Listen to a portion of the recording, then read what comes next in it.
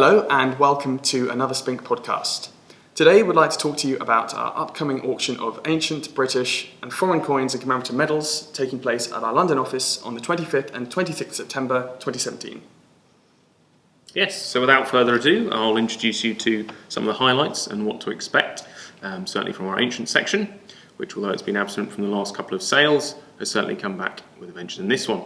And we have a rather fine collection of Roman array in front of me, so let's look at some of the highlights to whet your appetite. First we have here is the infamous Emperor Nero, and you can always tell the dates of his coins, because rather like Elvis, he got rather large in his later life and he's quite full on the posterior on this one. And this particular issue dates to 66 to 67 AD, so right at the end of his reign, and of course just after the Great Fire of Rome, in which he infamously fiddled while Rome burnt. And rather ironically, just like with this gold coin, the Aurelius, he made a golden palace on the ashes of Rome, which of course a lot of consternation with the Roman public. On the reverse, we have the Jupiter Custos, which of course refers to Jupiter preserve us, which is obviously quite meaningful at the time of the Great Fire in Rome. Moving on to our second, another familiar with most of us, I'm sure, is Marcus Aurelius, who's been immortalised in the film Gladiator by Richard Harris in the year 2000. This is a particularly fine example, dating to about 178 AD. On the reverse, we have all of his tribunicial titles and the fact that he's father of his country. But of course, with every Roman emperor, it was important to realise that bread and circuses is what won people over, and it's no exception on this coin, where we have an owner giving out the grain dole. And moving on from one Marcus Aurelius to another, although this one more commonly known by his sobriquet Probus, a rather fine example this one, as are many of the other coins that you'll see on display today. This one, rather a sign of the times, in fact, right at the end of the 3rd century, of course a time when there were usurpers every moment of the day it seemed, and this one particularly showing off his military prowess with the helmet and the shield. On the reverse, we have the sun god, who starts to appear quite commonly at the end of the 3rd century, this one referencing the emperor and the fact that he is the preserver, again like the coin of Nero we had before. It didn't last, however, because soon after his usurpation in 276, he was murdered by his soldiers in 282, and we move on to the Emperor Karras. So it didn't last. The final coin I'll show you has a rather illustrious provenance. It's Maximinus Herculeus, and he lives up to his name because the reverse has the image of Hercules, obviously just having completed his first labour in the Nemean line.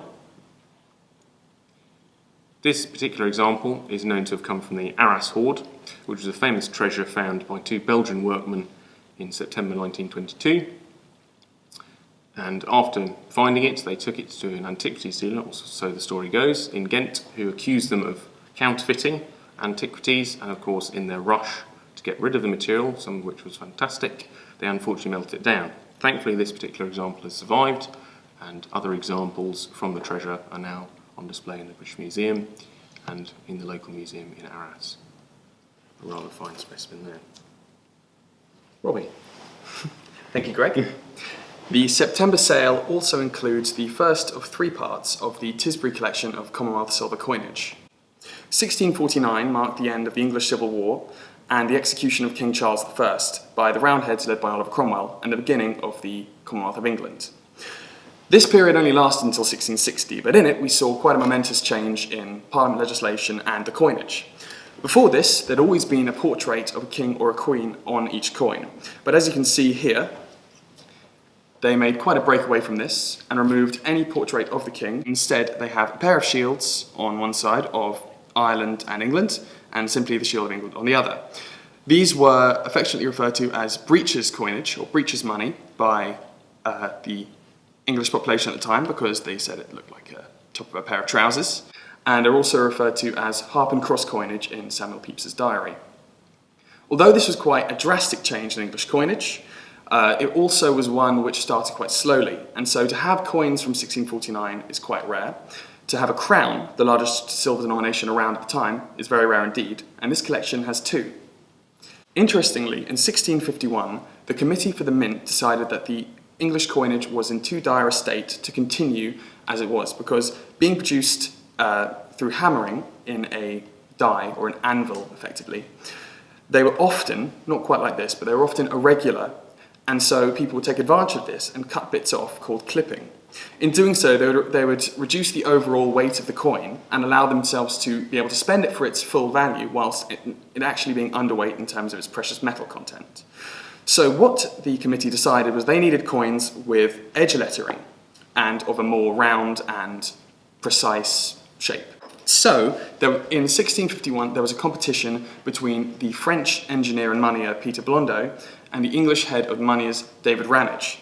Now, Blondeau's attempt was quite a lot like the currency coinage, except of a much finer style. As you can see, it's much rounder and the edge is inscribed, unlike the plain edge of hammered coins at the time.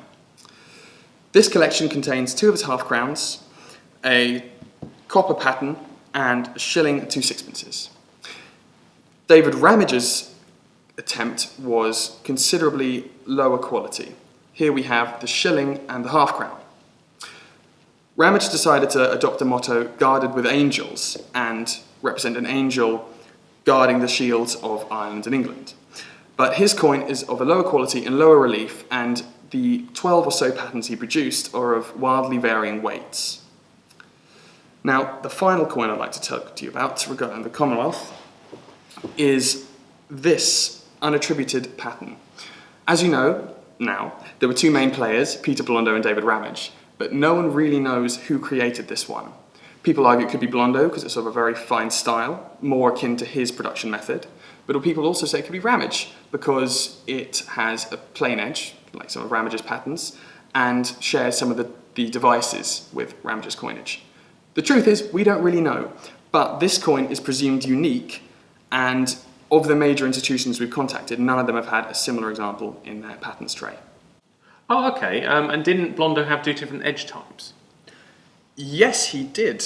I personally think it was him trying to show off, because he produced the first type.